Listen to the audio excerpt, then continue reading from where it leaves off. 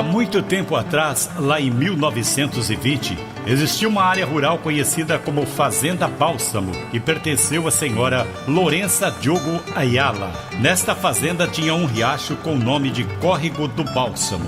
E nas margens desse riacho existiam muitas árvores, conhecida como pau-bálsamo. O nome da nossa cidade se deve ao riacho, que levou o nome por conta das árvores que também são conhecidas como cabriúva vermelha. Quando nossa cidade virou município, passou a se chamar Bálsamo. Mas nos tempos mais antigos, a cidade, que ainda era uma pequena vila, recebeu o nome de Nova Paz de Bálsamo. Porém, ficou conhecida apenas por garagem e não pelo nome que recebeu.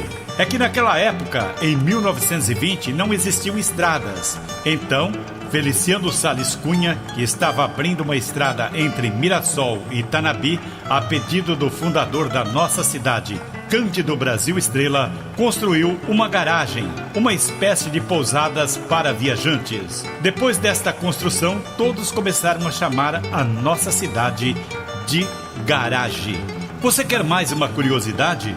Bálsamo também tem apelido, Cidade das Palmeiras. O apelido foi ganho por conta das 21 palmeiras imperiais que foram plantadas na Praça Doutor Alcides Ferreira por Yolando Vidigal Soares em 1937. Ele trouxe as mudas da cidade do Rio de Janeiro. As palmeiras representavam os 21 estados que existiam no Brasil naquela época.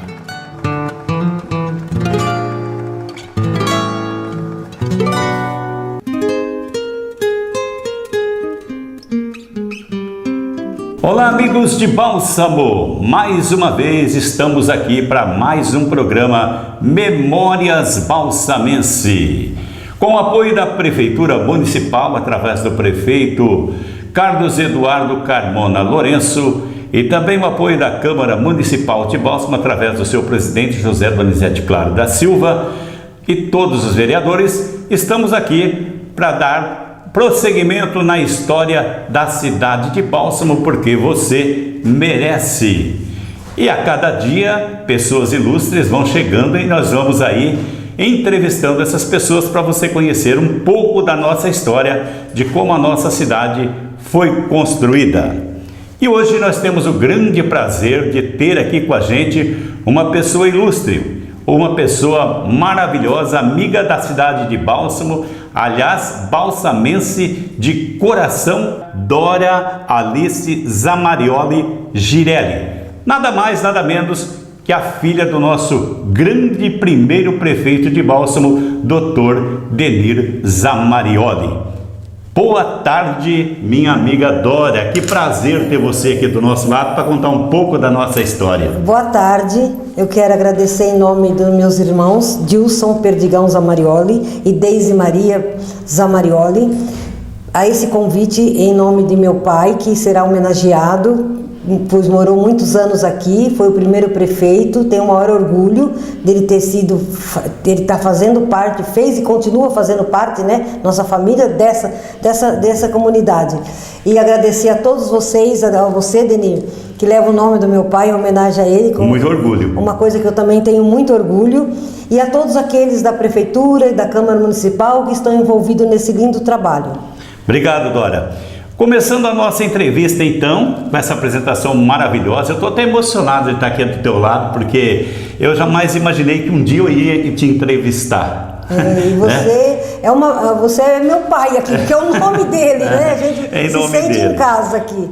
Dora, uma pergunta bem básica: onde seu pai nasceu? Meu pai nasceu no município de Itajubi e foi criado em Catanduva. Catanduva. Ele se formou em medicina. Sim. A medicina, em que faculdade ele se formou? Ele se formou em 1947 na Faculdade Nacional do Rio de Janeiro, que ficava na Urca. A especialidade dele é clínico geral? Clínico geral, mas ele também tinha especialidade em puericultura, que é infantil, e também em obstetrícia. E ele teve também, ele fez depois a saúde pública na Getúlio Vargas e também medicina do trabalho. E quem era sua mãe?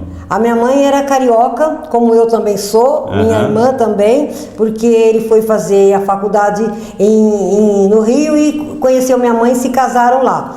A minha mãe era filha única de um comerciante, foi o comerciante mais antigo do Rio de Janeiro de artigos fotográficos. Meu Deus do céu, que coisa linda. Muito antigo.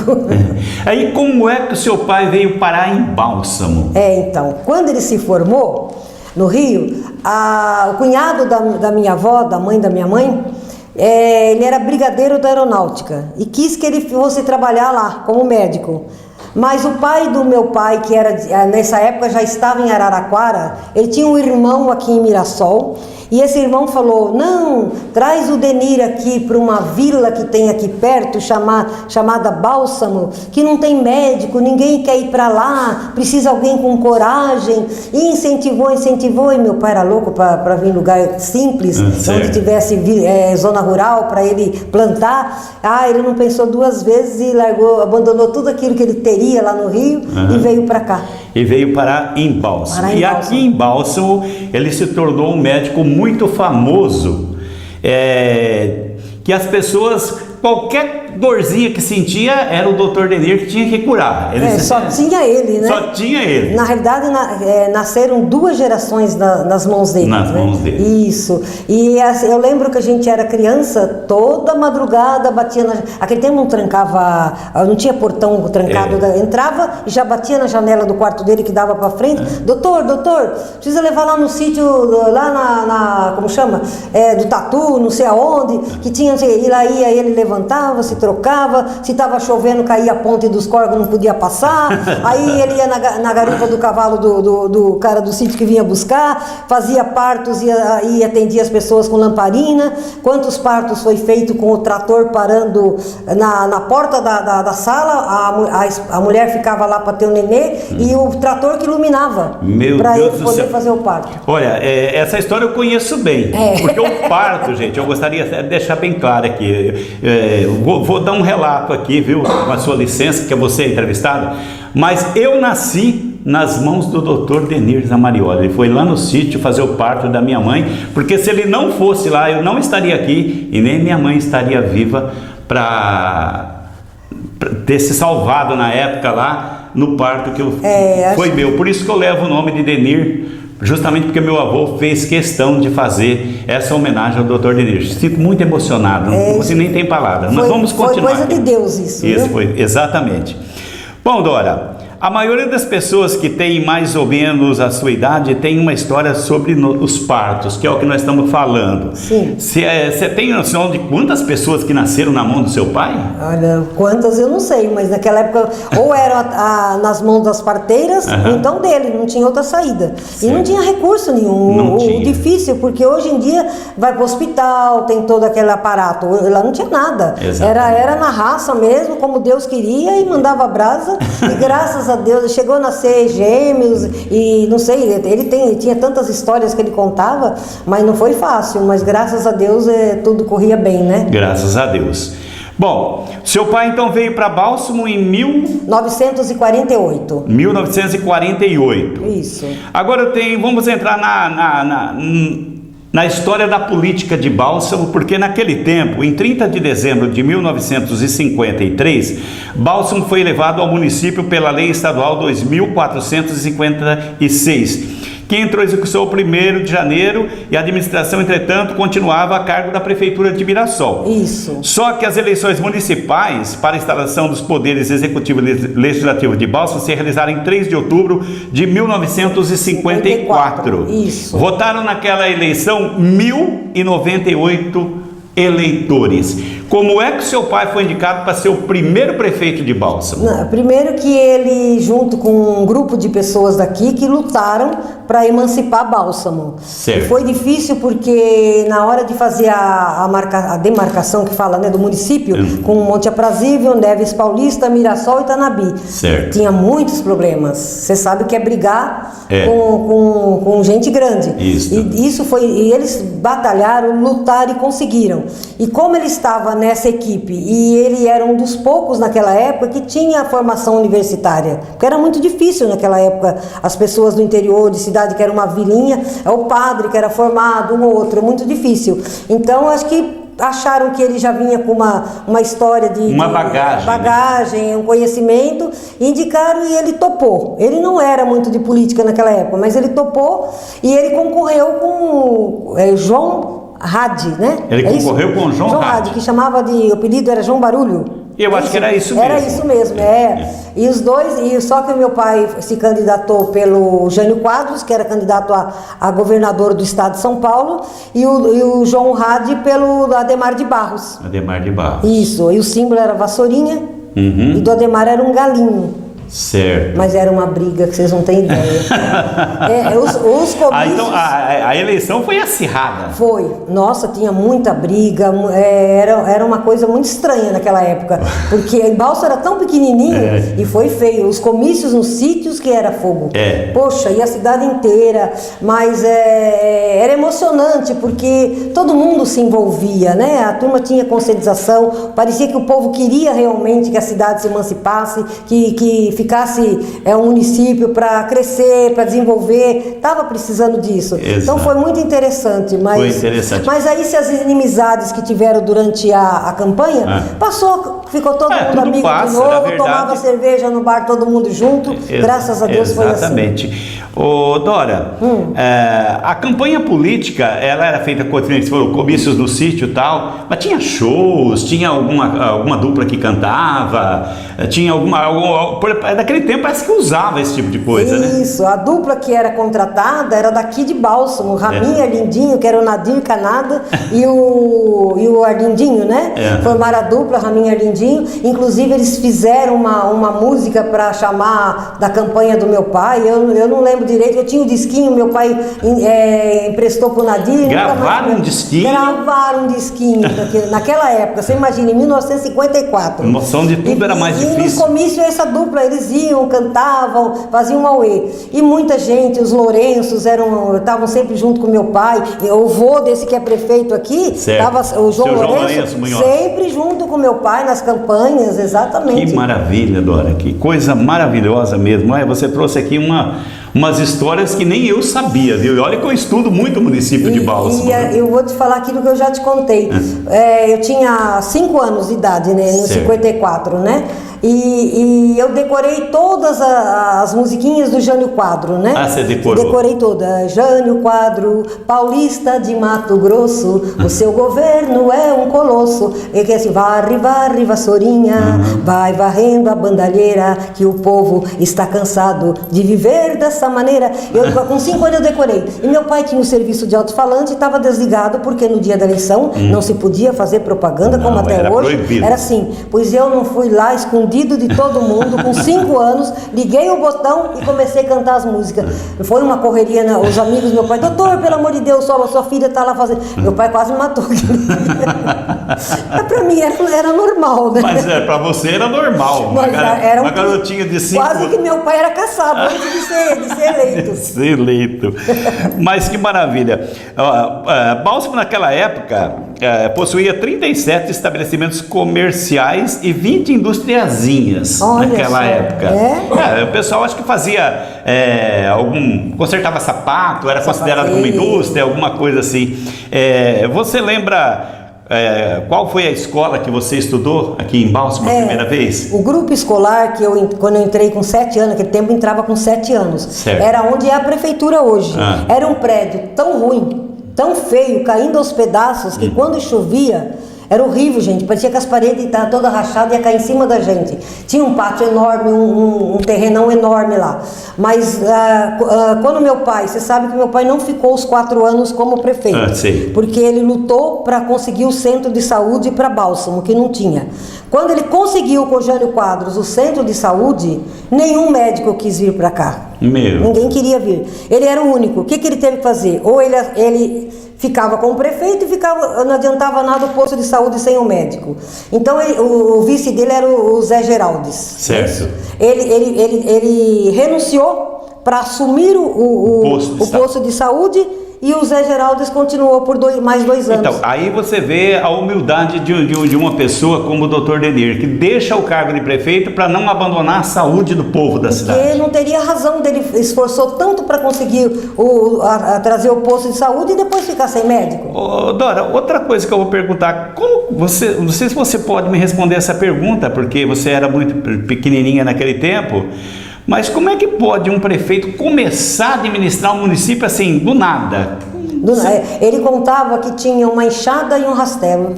Foi o material que ele tinha. O material que tinha uma enxada e um rastelo. Isso eu não esqueço, que eu era pequeno, mas que era para cuidar da cidade. Varria ali, não tinha sarjeta. E funcionário?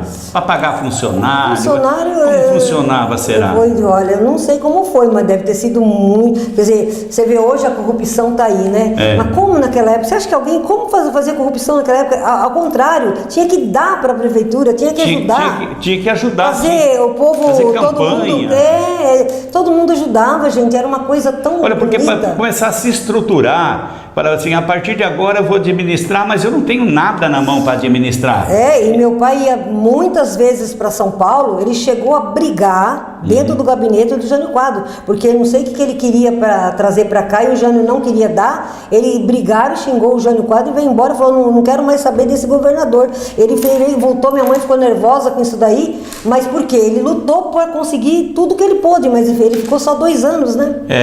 Mas aí ele começou a fazer, organizar coleta de lixo. É uma carroça, né? Lembra da carroça? Eu lembro do lixeiro, era meu amigo lixeiro. Eu lembro que eu cumprimentava ele com a maior satisfação.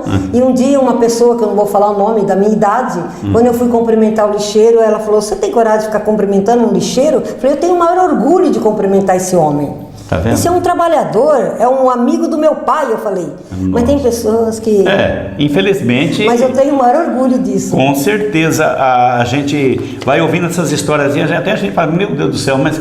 Porque eu me coloco assim no lugar, vou começar a fazer alguma coisa, mas eu não tenho nada para começar. Alguma coisa tem que ser feita. Tinha que brigar muito, tinha que brigar muito. Bom, o seu pai, ele ficou sendo prefeito, então, de 1955... né? Acho que é 50.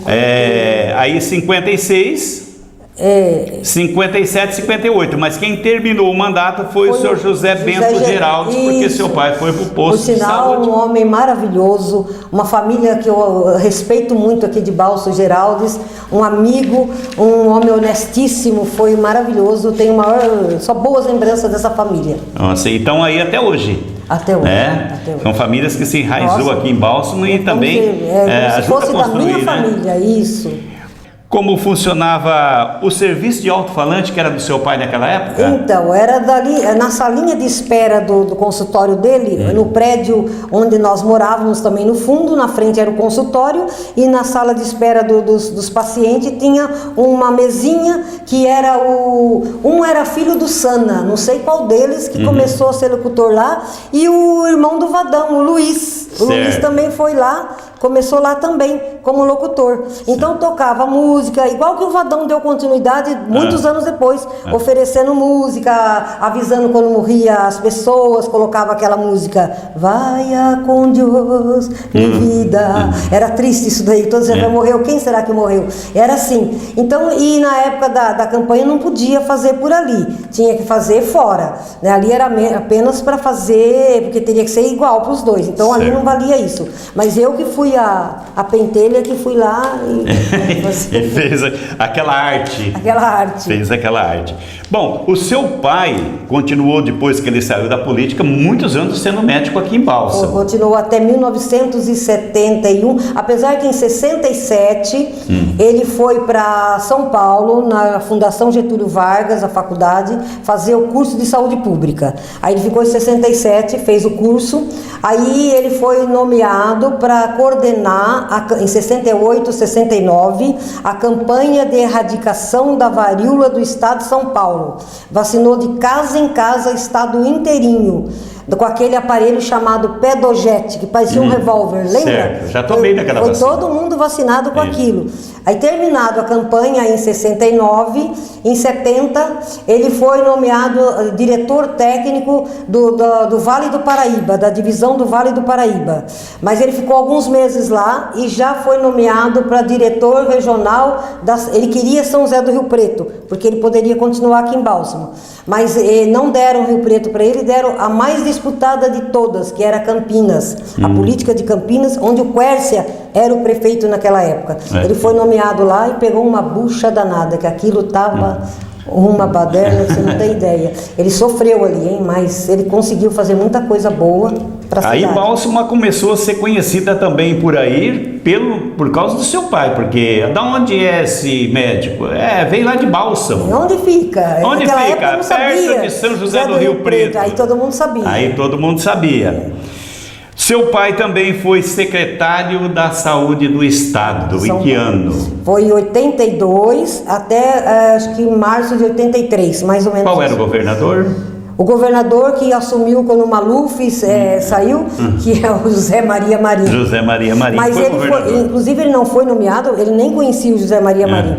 Ele foi nomeado por um outro médico que era daqui do interior, que como ele era um técnico, é formado em saúde pública, foi colocado lá. Mas ele entrou pensando que ele ia fazer aquela medicina técnica em saúde pública. Mas na realidade tinha uma política muito... que forçava muito, queria levar para outro lado. E ele não se adaptou muito bem nisso, não. Ele sofreu muito ali. O seu pai, ele substituiu o Adib Jatene. Adib Jatene. Que era o secretário da Saúde. Isso. Que depois saiu para... Ele acho que foi para ministro, se não me engano, né? Ele foi ministro da saúde, isso, na época dos militares, não é isso? Aqui em Bálsamo, quando seu pai foi prefeito... Tinha rede telefônica, companhia de luz, alguma coisa assim, você lembra? Quando eu era criança, não. Eu lembro que quando queria passar um telegrama para a família no Rio, a gente ia lá na estação de trem. Passava pelo código Morse. Exatamente. Acho que ninguém nem sabe quem é e lá na estação tinha um telefone daquele de manivela que era usado só para emergência. Para emergência. Aí, bem anos depois, é que criou-se a companhia telefônica, um predinho pequenininho, que a gente pediu uma ligação para o Rio de Janeiro hoje, daí 6, 7 dias que completava. Exatamente. Isso era difícil. Agora, aqui na cidade, naquela época, Bálsamo tinha 175 propriedades agrícolas. E seu pai fazia campanha nessas propriedades. Todas elas no sítio, isso. E o que o pessoal precisa saber é que naquela época totalizavam em Bálsamo, no município de Bálsamo, 5 milhões e 500 mil pés de café. Era. Era região rica em café. Rica em café. Isso que eu falei para meu marido quando a gente estava vindo. Eu falei, olha, aqui era só café. Tinha mais nada. E um café de qualidade, de exportação. Exatamente. E o arroz também daqui. Lembra das máquinas de benefício de arroz e café? Eu estava falando para ele, só na rua que eu morei tinha 6 máquinas de benefício de arroz. Que era o que movia o município, que começou a mostrar que dali poderia arrecadar alguma coisa para o município. Caminhões e caminhões saíam para Santos para exportar o nosso produto aqui. Tinha a festa do arroz, você já viu falar na festa do arroz. E o café era uma qualidade de fazer inveja daqui. Era de fazer inveja. No tempo que seu pai foi prefeito, ele promovia desfile na cidade, festas, de que tipo assim? Tinha os leilões da igreja, que a prefeitura participava para ajudar a igreja, porque a igreja foi construída com muito sacrifício também. Foi muito porque ela era uma capelinha, né? Ela era. E quando terminaram vou contar uma história, quando terminaram de construir a igreja, estava prontinha a igreja daí. Aqui não existia a rodovia Euclides da Cunha, foi o governador Jânio Quadro que construiu, mas não tinha. Então era uma estrada que ligava Bálsamo a Tanabi de terra e outra que saía do outro lado da cidade para Mirassol. Certo. Então a jardineira passava assim, não tinha rodovia.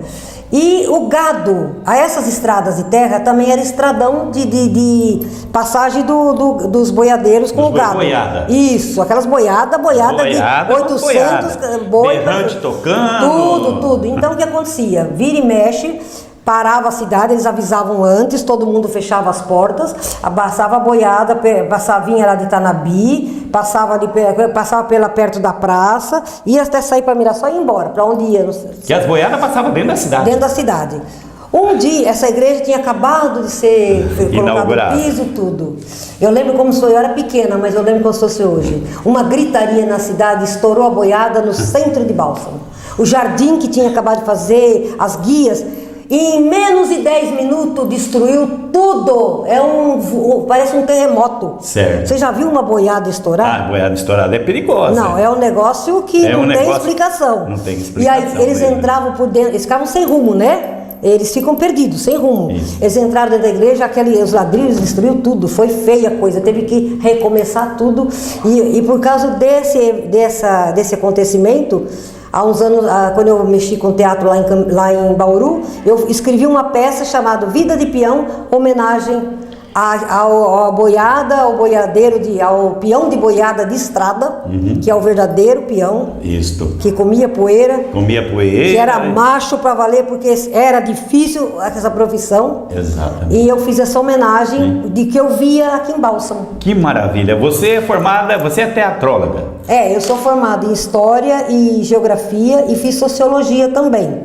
E também fiz, por escrever textos desde 1964, que eu comecei aqui, graças ao meu professor de português daqui, que era o Dr. Wilson Pascoal, que era de Mirassol, incentivou e eu comecei a escrever teatro aqui. E eu comecei a apresentar até tragédias gregas naquela época. Você imagina, a cidade era pequenininha, eu fazendo tragédia grega com 12, 13 anos, 14 anos de idade, era complicado até para eu entender, né?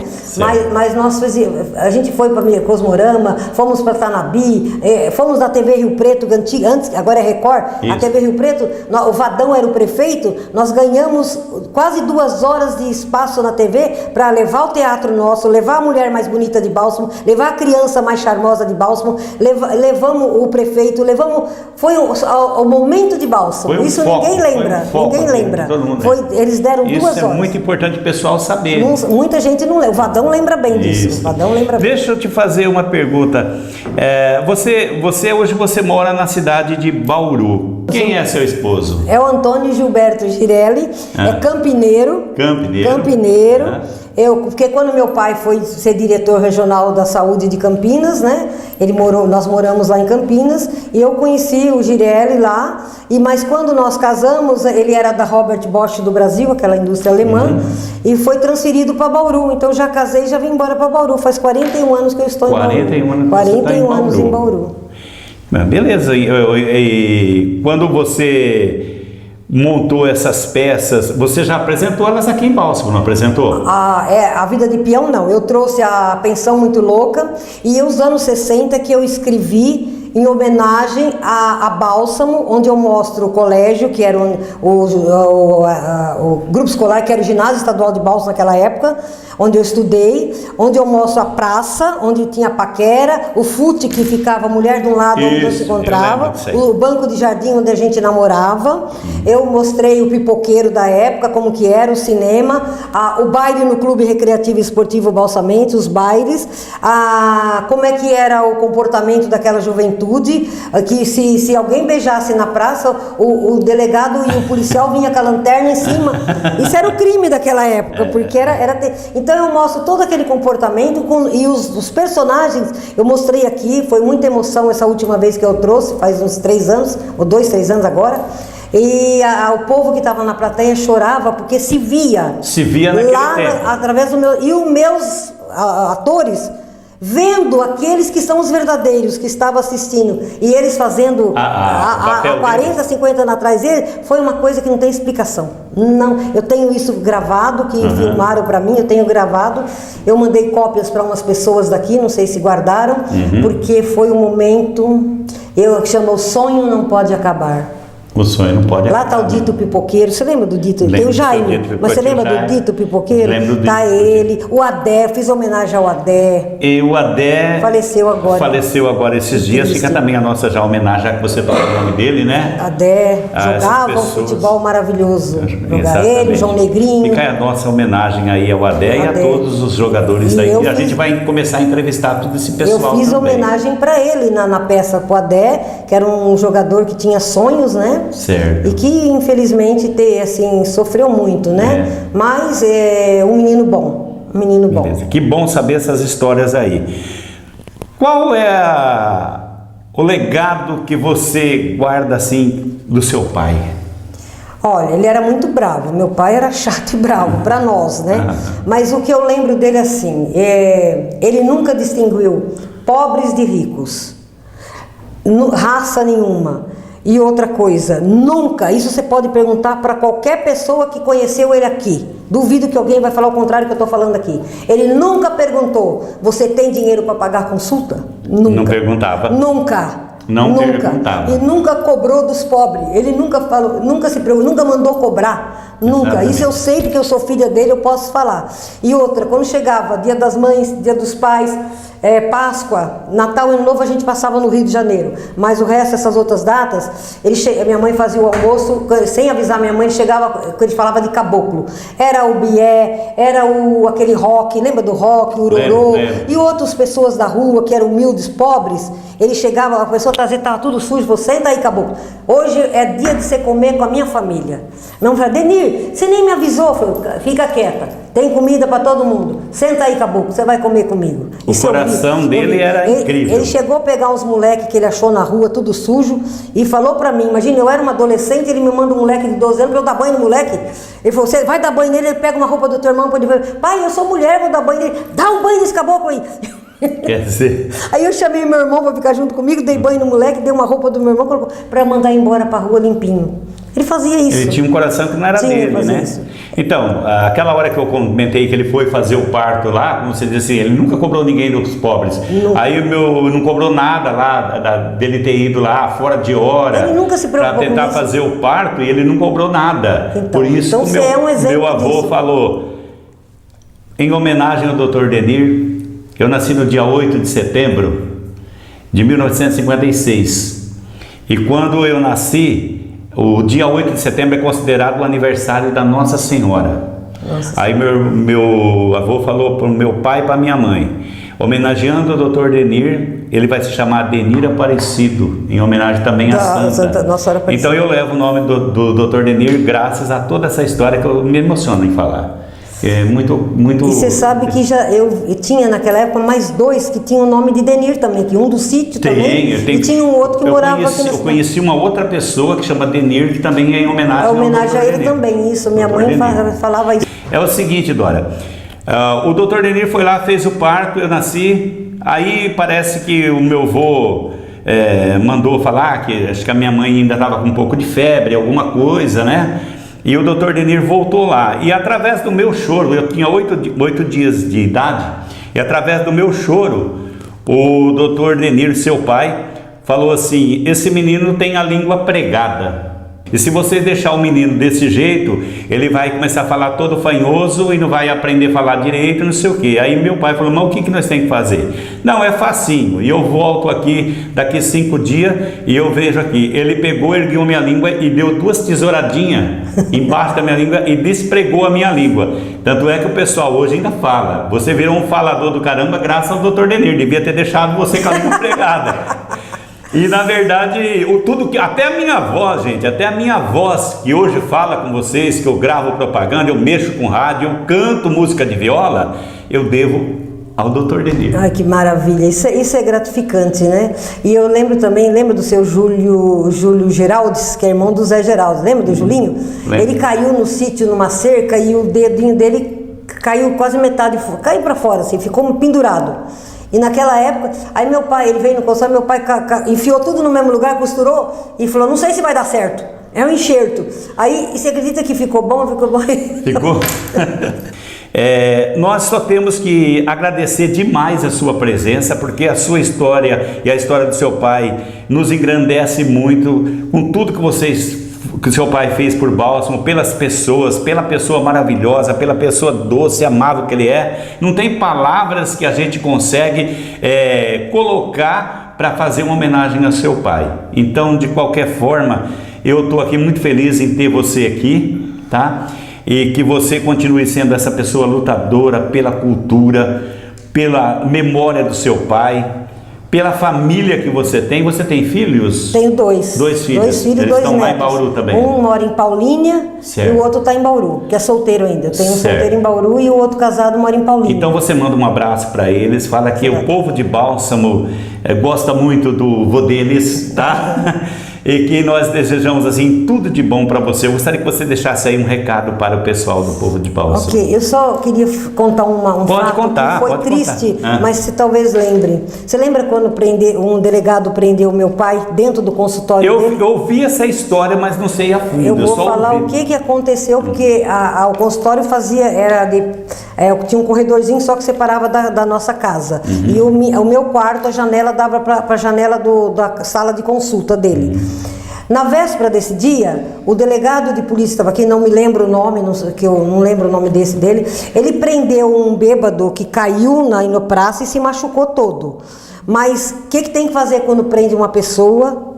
Tem que levar para fazer exame de corpo de delito. Porque ele estava machucado, inclusive, que tinha cortes, etc, etc. Não levou para o meu pai. Prendeu. Como no dia seguinte ele tinha que fazer o laudo que fala, e teria que ter, o meu pai teria que dar um laudo que atendeu esse rapaz antes de ser preso, assinado. Certo. Como ele não tinha, meu pai não foi procurado, ele foi lá e eu estava no quarto, eu comecei a escutar uma alteração de voz e comecei a prestar atenção. Ele levou o laudo pronto, como se meu pai tivesse atendido o cara no dia anterior, tivesse dado a alta para o cara que estava tudo bem, o cara todo arrebentado, que ia tudo bem, e meu pai assinasse. Aí meu pai falou, não vou fazer, você não trouxe o cara aqui, eu não fiz nada, eu sem ver, eu não posso fazer isso. Ah, mas você tem que fazer, eu não vou. E começaram a discutir, meu pai falou, você não vai me obrigar a fazer isso, eu não vou, e começou, você está preso, então vamos. Saíram junto e foram presos. Lembra da delegacia pequenininha ali, naquela outra rua sei. assim, né? O que aconteceu? Quando o povo, aqui em Balsa sabia rapidinho tudo, né? Foi todo mundo para lá. Tinha como chamava o homem que dirigia, manobrava o tratorzão que a prefeitura tinha naquela época? Era conhecido daqui, esse motorista do tratorzão lá. Ele ficou sabendo, ele pegou o trator.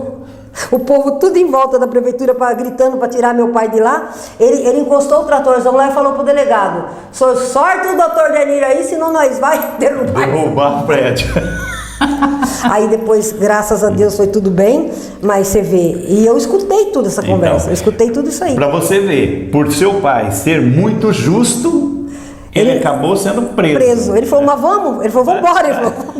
Ele não estava nem aí, né? Tinha que ser ele, né? Tinha que ser ele, mas tinha eu que ser seu agradeço pai. de coração estar aqui, é com o maior orgulho que eu pude colaborar com uma pequena coisa pela cidade, pelo que meu pai...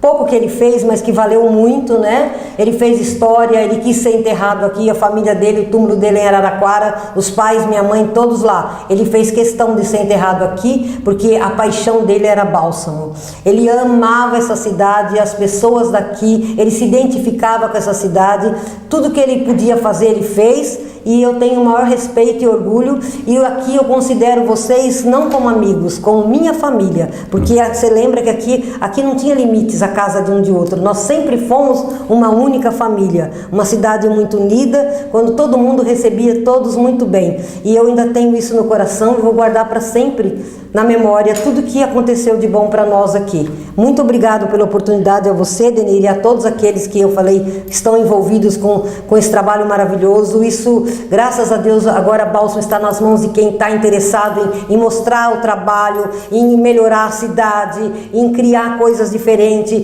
Isso, Bálsamo, a gente vê falar bastante de Bálsamo hoje em dia. Isso é muito bom. Isso é muito bom. Qual o recado que você deixa para a juventude de hoje? A juventude, o sonho não pode acabar. Se hoje a juventude não... Eu tenho muita pena, não de todos, claro, mas a coisa está muito feia, a turma não está mais... não se liga mais para a família, não se respeita os mais velhos, ninguém quer mais saber você não abre a porta para uma pessoa idosa, você não Tem coisas assim que de moral que está muito conturbada, principalmente nesses dias de hoje.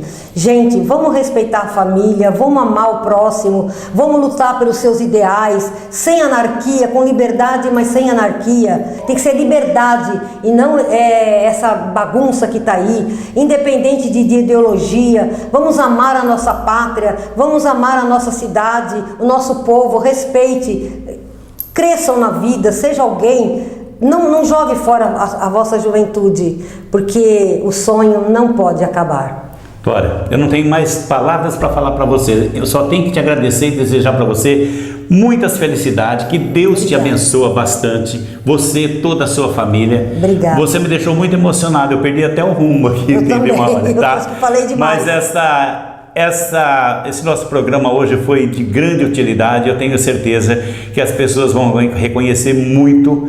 Então fica aqui o nosso abraço, nosso sincero agradecimento a todos vocês que estão aí nos assistindo, e fique com Deus e até o próximo programa, porque o sonho não pode acabar.